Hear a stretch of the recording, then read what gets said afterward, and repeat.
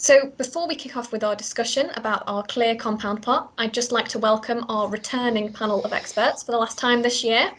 We have Andrew Reid, our technical manager from Hawke. Hi everyone. We've got Matt Ogden, our senior technical product specialist from Hawke too. Hello. And we have Henry Turner, our connectivity business development manager from Hubble. Hello.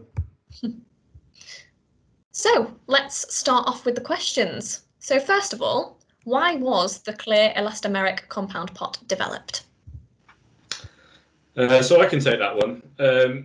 In order to answer that question, I guess we've got to get back to 2019 when the technical team and the design department at Hawke basically wanted to refresh our current product range. We didn't want to throw the whole thing away and start again. We wanted to evolve what was already there. And as part of that, we evaluated our current cable glands and the different facets of those glands and identified areas where we felt we could make positive changes. One of those areas identified was the method of making off the barrier glands, and in particular how compound was applied to the product itself and the way that was encased in a metallic chamber. So we identified a few shortcomings, what we felt were shortcomings with the old style of products, and then we worked to try and improve them, to try and make the product easier to install, more foolproof, more inspectable, faster to install, and really to integrate all these things to try and create an evolution of the product, which is superior in quite a few ways, in our opinion. We also looked at consolidation across the product range. So I don't know if anyone who's familiar with the pre-2019 Hawke barrier glands, we had different compound chambers for ATEX ICX glands versus ATEX. So we actively look to consolidate the range and try and offer one product which can hit all the different certifications in question. Fantastic, thank you. And you mentioned there, but you didn't go into too much detail about some of the problems that we faced. And one of those problems or challenges was with the installation of a metallic pot. Could you expand, or one of you expand upon those problems a little bit more? Sure. Well, with the metallic pot, you know, one of the biggest challenges that you have is still being able to confirm or just realize if you've actually terminated your epoxy correctly, whether it's a two-part epoxy or if it's even the resin, and even the resin with its ability to flow into the various intricacies. It's difficult to inspect with the metallic pot. So with the silicone pot and the clear pots that we now have, it allows the installer to see exactly what they're doing, so they can ensure that they have an effectively filled compound pot and stuff like that. So it's a great way to make sure that you can actually get those terminations done correctly. Perfect. And I've just got a little image of those two side by side there on the screen for everyone. Thank you, Henry. Yep. Now, Matt and Andy, do you want to expand on what Henry's just said from an NEC, IEC perspective a little bit more? Sure. I think obviously, as Andy's explained, obviously we had a different product for IEC and ATEX as we did for the US market and Canada. Obviously, there was different talks of different methods of obviously going about how to make one product suit globally. We did look at other developments, whether a hybrid pot might be useful or other methodologies with regards to different materials. But after discussing with the material manufacturers that we use on a regular basis, we came up with a formula that we thought would withstand the test part of the UL certification, certainly, which obviously previously was just a brass component. We had to have something that was obviously much more robust. So it was decided early on that this was the way we were going to go, and we needed inspectability within that, which obviously drove us to this see-through silicone compound chamber that was obviously resistant to all of the materials that are all of the testing requirements that a brass component would be. And I think just to pick up on a couple of points there, our key thing here is inspectability, and it's not just inspectability after you've made the product off and it's installed, and an inspector's coming around and checking that the chambers are effectively filled. Big question there is, how do you do that when it's a metallic chamber and you can't see the compound? But it's also inspectability when you're making the product off, so you can have confidence at the time of making off the product that it's been effectively filled, and you've rectified any potential issues with the fill of the compound or the resin in between the cores of the cables, ensuring you've got no voids and all that sort of good stuff, and making sure you've got enough compound in the chamber. So this silicone see-through compound chamber allows you to check all those things at the point of installation, and I think that is a critical difference between this style of chamber and a metallic chamber, or even a metallic chamber that incorporates some sort of viewing window for the bottom area of the compound. You can't actually see the compound that's doing the work.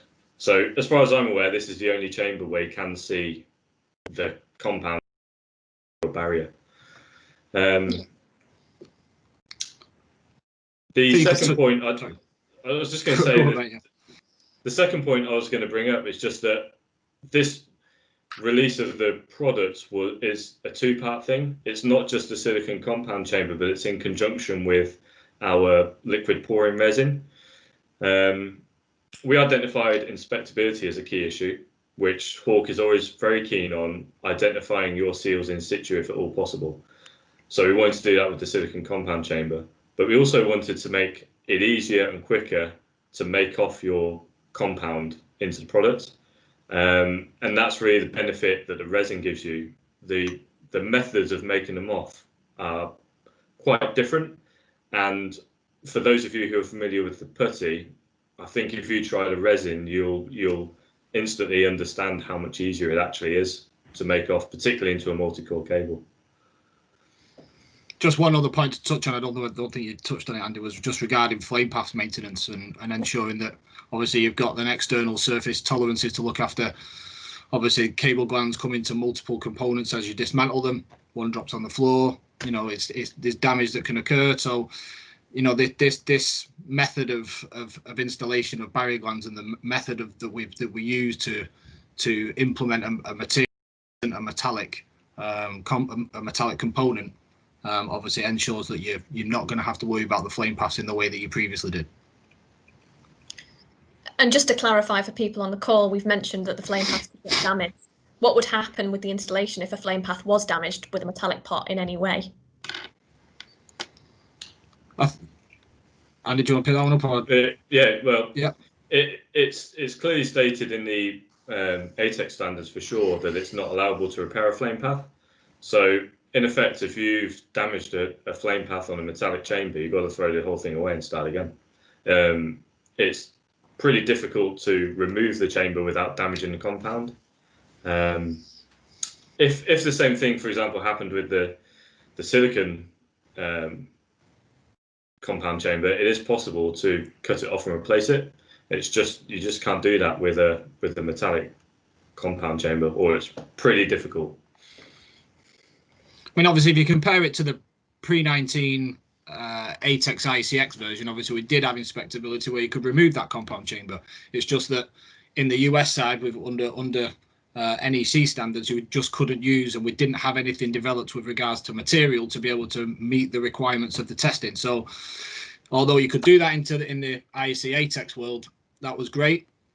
And we wanted to try and implement something that would, one, give us one global product, and two, allow for that inspectability to be instilled in the product in the US. Perfect, thank you. Well, there's quite a few things that have been mentioned there. There's been a mention of resin, but you've just talked about how this was developed specifically for the NEC applications as well as the IEC applications. can we talk a little bit more about how this was developed and how the process was certified, or the concept was certified? Andy, you want to? Yeah, we accept that this is a new thing in North American applications. We, as Matt said, wanted to create a product which was both ATEX and NEC CAC compliant. So from the concept stage, we worked pretty closely with notified bodies in the US to ensure that we were firstly compliant to the standards, which we worked through and agreed that the concept was compliant. And then secondly, because it is a new concept, it had to be very heavily tested. We obviously want to have maximum confidence that this solution provides the protection required. So I can guarantee you that we tested the hell out of it when we put it through both the North American and the ATEX certification procedures. And obviously we needed positive results of that testing to then move forward with a certified product. And that's kind of where we end up with today. I think it's probably good to touch on there just how much more scrutiny these type of products and these new concepts get when they go to certified bodies with regards to this silicon compound chamber. We had the same process that we went through when we brought the diaphragm seal. Everything previous was just displacement compression type seals. We brought a new concept to market. It was heavily scrutinized beyond the necessary capabilities of the standards to try and make it fail, to find some weak point within the actual design, the exact same thing.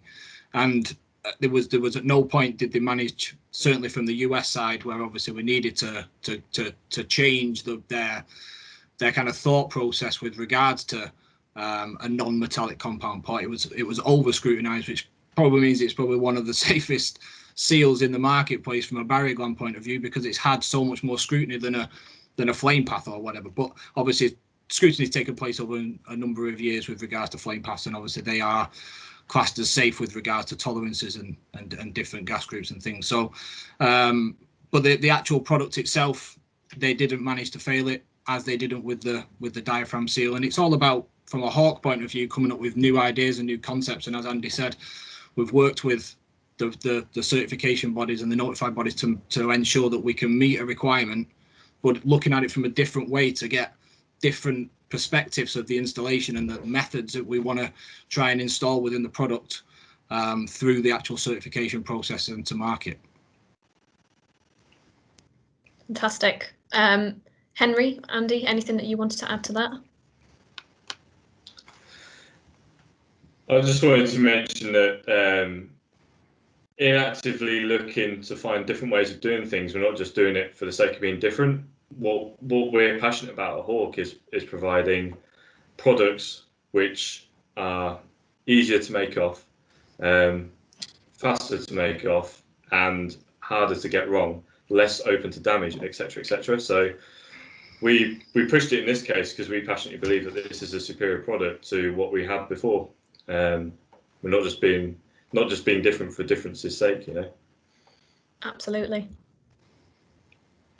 Yeah, timing was definitely right on this, because one of the biggest challenges we had, obviously was trying to come up with some products that were not just going to be a me too, but obviously far surpass what was out in the market. Because in conjunction with all the, your installation tips and different things like that, making it faster and easier to install. You have the inspectability aspects. We also have the fact that the compound cures much faster rate than what the other compounds were curing. We no longer have that 4 to 6 hour window. We can do it within 30 minutes, 15 minutes, depending on what your temperatures are in that given area. And then also, as we put forth new products like this as well, there are some things that out in the field that when customers take on something new, they may see some differences. And one of the biggest ones, going from a metallic pot to a silicone pot, one of the questions we get is, they were used to the brass pot just falling out of the entry thread.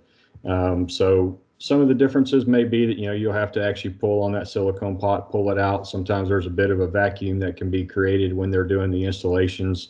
So you just kind of have to pull on them a little bit and pull those out of the entries. But overall, it's a great product. It's been very well received in the marketplace. And whether they're using the 2-part compound or the resin, although if people would just give the resin a chance, then I guarantee you they're going to want to switch over to it because it's much easier to install.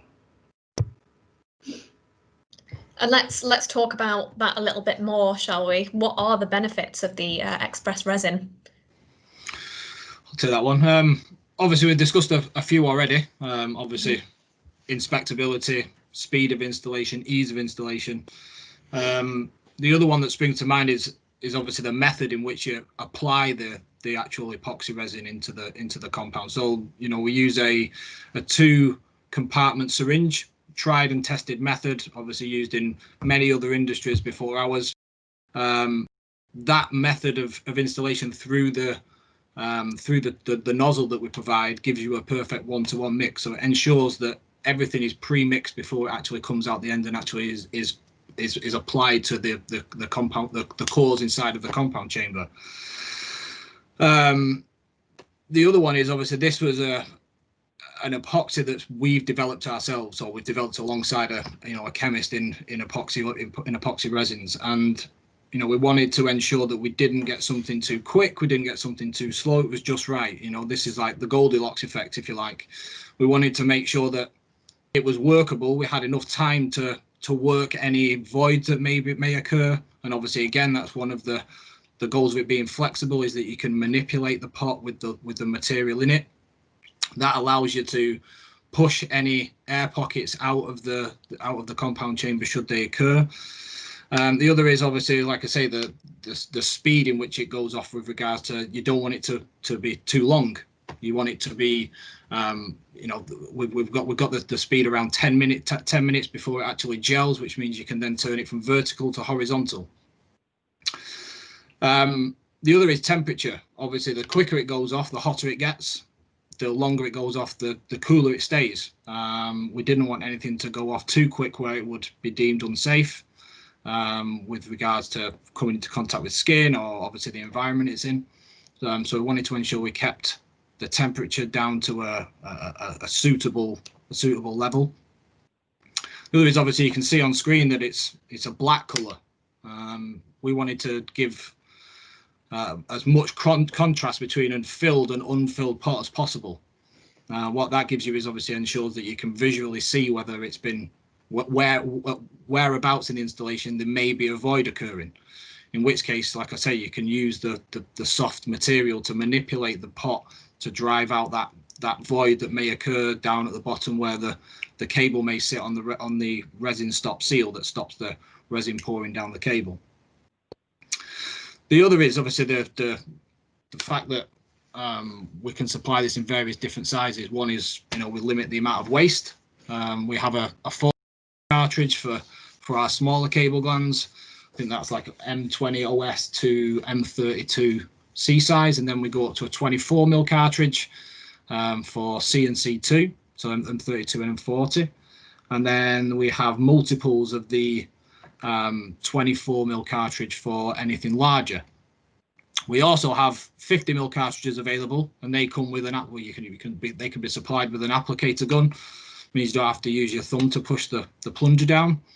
And then we've also just recently launched a 250mm cartridge, which is like a tube of silicone, if you like a caulking gun style. So that uses the same caulking gun that you would buy in a normal hardware store to push the 2-part epoxy out through a nozzle again that gives you 1-to-1 mix, and you can fill multiple cable glands up with one tube, obviously limiting the amount of waste, and also speed of installation. You can move from one installation to the other very quickly without having to prepare and use different syringes for each application. Also available in terms of resin on the market, which is a bag style format. You can see Mike holding it up there, who is also on this session today. Do you want to talk about the benefits of the kind of gun, kind of nozzle syringe style versus that that bag a little bit more as well? Yeah, sure. I mean, it's much more direct. You can ensure you're getting it exactly where you want to put it, as well as obviously the mixing process. You don't have to mix two parts of a bag together with regards to kind of certain the two parts are split, and if you get little pockets in the corner, you can't quite get to them. Obviously, you're not making that one-to-one mix, which could potentially mean that you don't get the same exotherm reaction that you would or that you need for that perfect mixture between the two components of the epoxy resin. So ensuring that you push equal amounts through one plunger, one pressure being applied into a syringe, that mixing inside of the nozzle itself means that you can be guaranteed that what's coming out of the end of the syringe and going inside of your compound chamber will be the correct mixture to make sure the exotherm reaction happens as intended. And what about reusability? Yeah, we have nozzles available as well for all different sizes. They can be purchased as separate items. You can purchase a job lot with regards to obviously having some on the shelf. You can, with regard to the 50ml and the 250ml cartridges, obviously you would need multiple nozzles if you weren't using the whole amount to dispense in one particular sitting. Obviously, if you haven't got all the glands lined up ready to go at the same point. So yes, we do supply different nozzles for each size to allow for that reusability and obviously limiting the amount of waste that is in the environment, which obviously everybody cares about as well. Fantastic, thank you. Henry and Andrew, anything else that you wanted to add?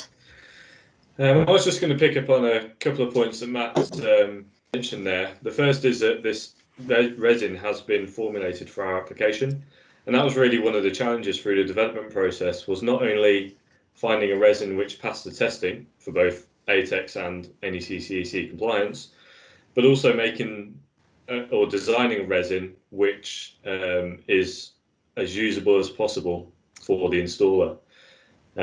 Not just in cure time, as Matt's mentioned, so we have controlled how quickly the resin cures, so that through the temperature range of installation, you get time to manipulate your cores and fix any issues that you've got before the resin actually gels up.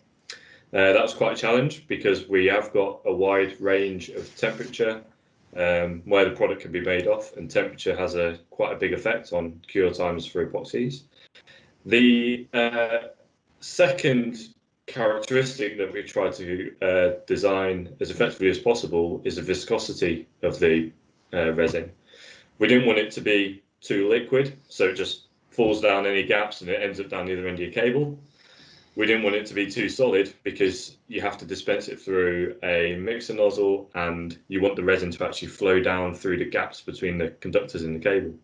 So it was a balancing act to try and get that to be as effective as possible throughout the temperature ranges that we dictate you can make the product off in. The other point I wanted to mention is why we went for epoxy. We had a choice of going for epoxy versus polyurethane-based resins. We opted for epoxy for a couple of reasons. Firstly, it's a material which is more resistant to moisture. With polyurethanes, they can crystallize if they get into contact with moisture in the air, for example, which makes them unworkable. So when you think about shipping it around the world and holding it in warehouses around the world, we wanted to design a material which was stable right up until the point where the installer comes to actually dispense it into their cable gland. And then the second reason for going for polyurethane is it is actually a bit more resistant to inequality in the mix than a polyurethane. If an epoxy is slightly unbalanced, it will take longer to cure, but it will always cure in the end. It won't just sit there as a liquid forever. So there was a couple of things there that we actively put into the design of the resin to make it as robust and as usable as possible all throughout the chain, from leaving our factory to the point where the installer actually puts it into a cable gland. I'd just like to touch on another point that you just mentioned there regarding temperature and application. We've tested. I've been down with the labs where we actually developed it, and we poured it at 5 degrees and we poured it at 40 degrees. And temperature does have an effect on the viscosity, which obviously happens with any any liquid that thickens up, and obviously the colder it gets, the harder it is to push, and we totally understand that. And obviously it's just the way of the epoxy is, unfortunately. So what I would recommend, and what we have been recommending with regards to installation, certainly when it's in colder temperatures, is that it's warmed up first, or it's at least at room temperature, before it comes out of room temperature and goes out into a colder environment. It means that when you actually get to the point you're pouring, if it stays at around 15 to 20 degrees, it's much easier than 5 degrees, I would say. So I would recommend, actively recommend that before it's poured, the epoxy comes back up to room temperature if it's stored outside, and then obviously it can be taken outside to wherever the installation is, just for ease and speed of actually decanting the actual epoxy resin into the compound chamber itself. And all epoxies obviously suffer from the cold, if you like, and they do become thicker. So it's just the way of the world. Unfortunately, we can't change that, but obviously temperature does have an effect, and there is ways of getting around that if you just manage the installation a little bit prior to actually installing the compound, to make sure that that epoxy temperature is up to room temperature at least. Thank you, Matt. Henry, anything else that you wanted to add? Yeah, just to add on to what Andy and Matt said, the delivery of the compound or the resin is extremely important. And it's probably one of the biggest feedbacks that I've gotten out of the field, in that the way that the delivery using the syringe type, you get that complete one-to-one mix, is vitally important, because that's what essentially makes the resin get the hardness. A lot of the feedback we've gotten with some of the other methods that are out in the field, and the different types of epoxies that are out in the air, out in the field, if you don't get that mix completely right, it will never completely harden, which by definition of our standards is then essentially that's a non-effective fill, and they have to redo that gland. And that's something, a lot of our products are installed in areas that aren't the kindest and gentle. So whether you have extreme heats, cold, rainy areas and stuff like that, being able to get in there and get the delivery of the resin into the gland to where it hardens correctly so you can move on to the next one is vitally important. So the delivery and the way that they've done it with the syringe and the one-to-one mix has been one of the biggest hits that I'm hearing from out in the field. In addition to the fast cure times and the inspectability and everything else, but just how you actually do the termination has been a real big hit with out in the field. So it's a great tool. Thank you. Just a quick reminder before we move on to the next question, if you do have any questions, please feel free to pop them in the chat. That is what this session is for, so don't be shy. But moving on, we've talked about the express resin, and Henry, you mentioned putty earlier. So obviously the compound pot was developed for use with resin, but can you still use it with putty? I believe you've already said that you can, but perhaps if we want to cover that a little bit more. Sure. Yeah, and it's a very similar concept as the injectable. You can still use your two-part putty. In a lot of areas, depending on your installation type, some may feel that the two-part putty is going to be an easier way to do the install, especially if you have horizontal installations or something like that. Although I will say, this compound will cure depending on your temperatures within 15 to 30 minutes. Even if you just have to strap it to structure or something like that. But in the event that you do want to use the two-part compound, it's still available, and it offers the same features as the inspectability. You can ensure that you don't have any voids.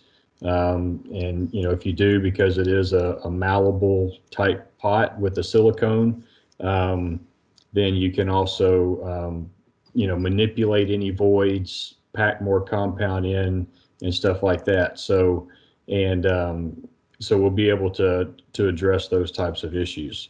And I think Matt might have had some tips when it comes to the compound that he might want to address as well, that may make that process a little bit easier.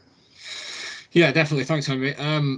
I think firstly, it's probably good to say that, you know, we wanted to develop something that was one gland that would suit both styles of, whether it be epoxy resin pouring or whether it be a putty style. You know, it's one gland that suits both, and we wanted to ensure that we did that just purely for ease and versatility in the market. We didn't want to have a different marked product or a different design of product for the putty, purely because then people have to stock two different types of glands.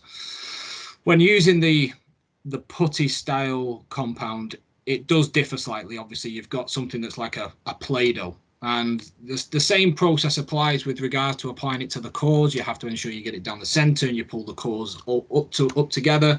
That ensures you've got compound in the middle of your cable cores, and then you start to pack it around.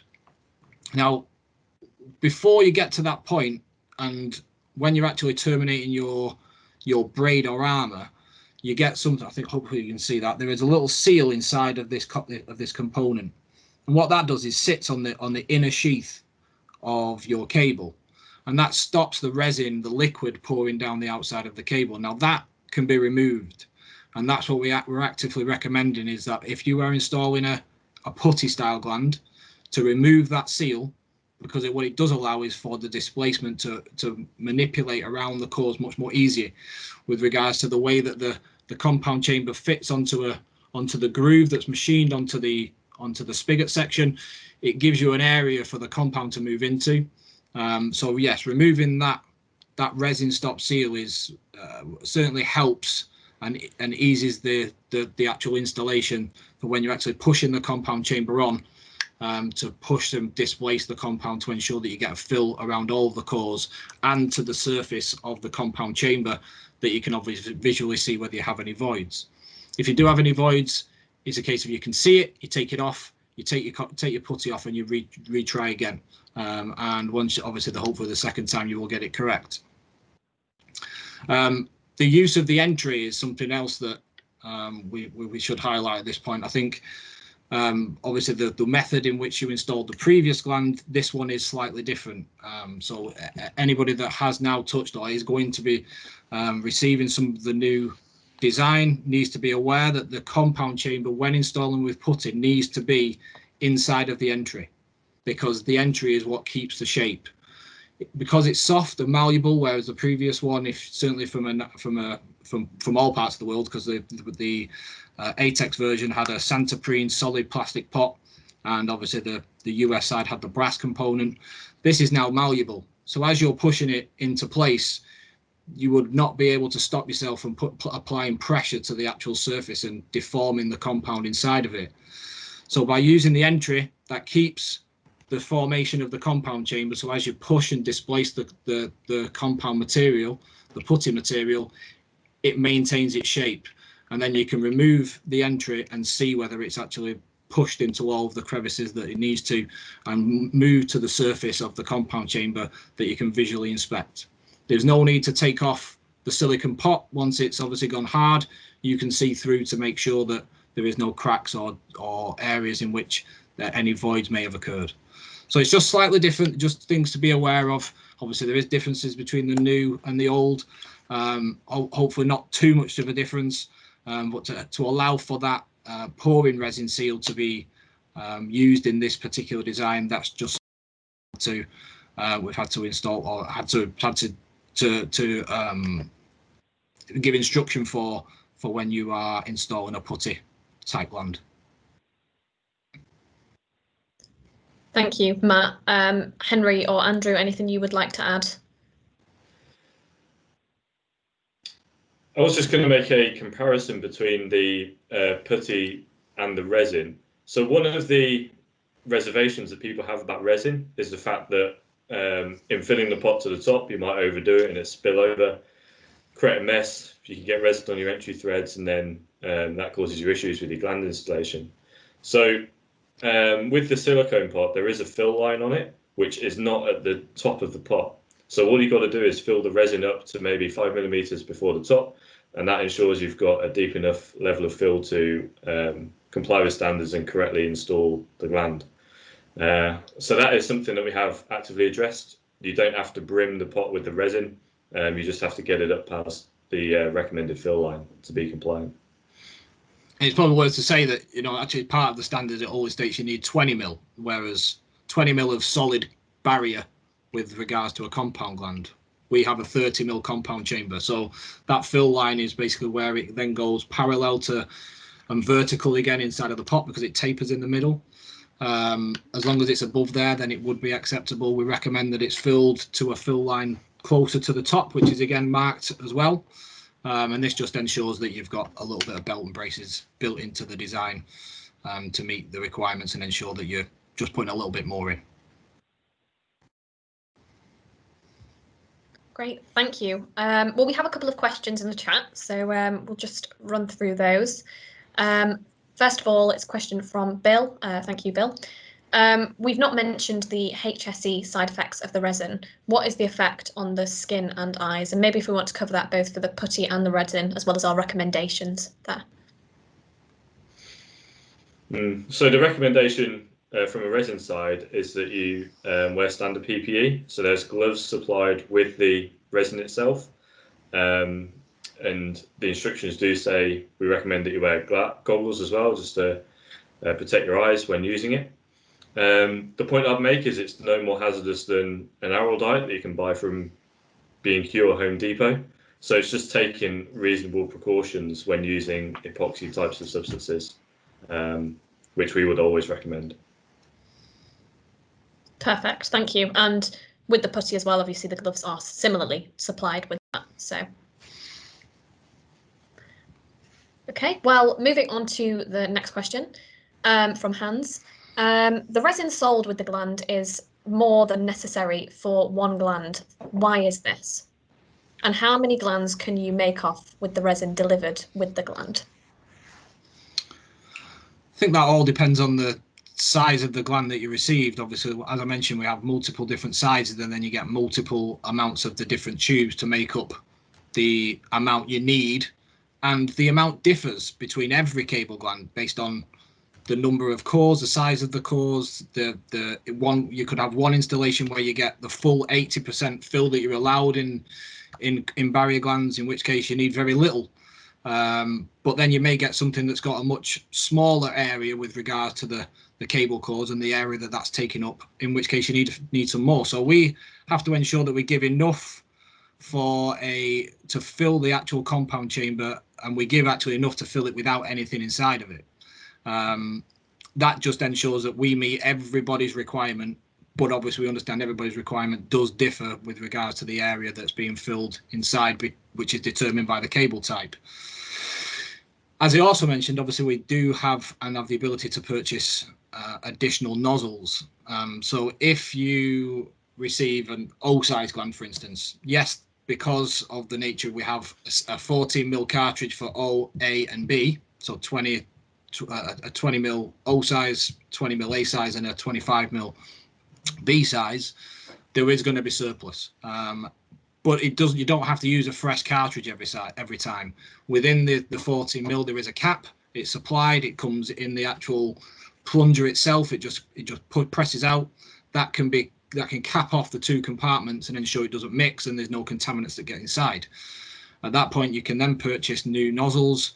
Yes, you may have surplus material, but at that point you may be able to request to your distributor that you want to buy cable glands only, for instance. That may be an option, in which case you can use the express compound that you may have received with the other glands that you may not have used in them glands that you purchase on their own.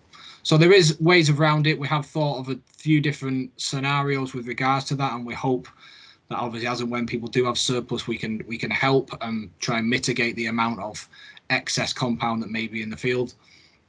And unfortunately, to answer the question, it's just the case that we have to supply, and we don't know exactly how the orientation of the cable is going to affect the volume of the compound chamber. Perfect, thank you. Andrew or Henry, anything that you would like to add there? I think Matt has covered it pretty comprehensively, but yeah, I think that was pretty comprehensive from my point of view. Perfect. Well, on to the next question from Greg. Thank you, Greg. What is the shelf life of the epoxy? So shelf life, when delivered to Hawke, the clock starts ticking. It's manufactured with 2 years on it. So shelf life into the end user all depends on how long it's taken to get down the supply chain from that point. We try and aim for a 12-month minimum, but then improve on that where we can. I think it's probably worth pointing out there that obviously because we designed and engineered this material ourselves, or with, as I mentioned before, alongside a chemist, we didn't do it ourselves. It was a case of we initially had to go with an 18-month shelf life. That's now been extended. So at all points there is samples that are being tested at periodic times to try and push that expiry date further and further.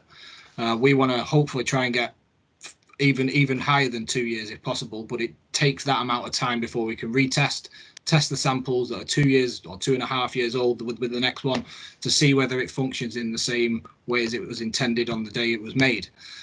So hopefully that will continue to grow. Currently it's at 24 months. You may have materials received that may have come from the very first batch, which may have a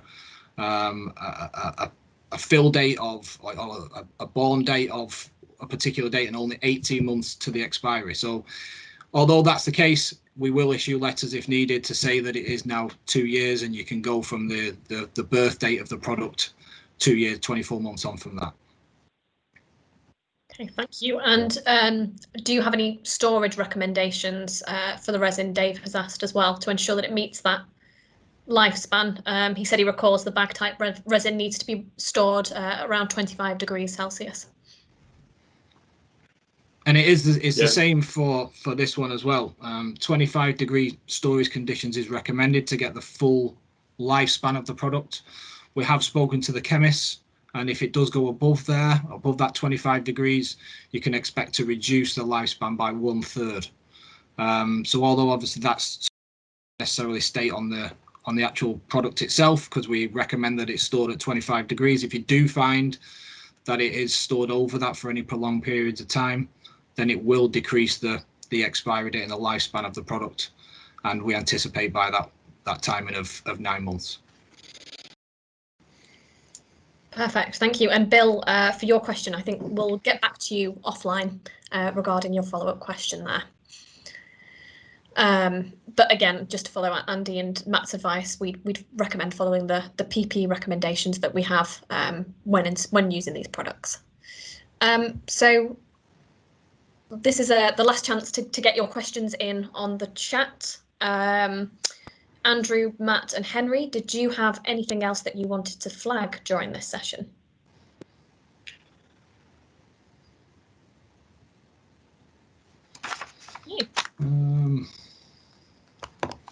I think we could potentially point out that this compound pot technology is used on a wide range of gland types.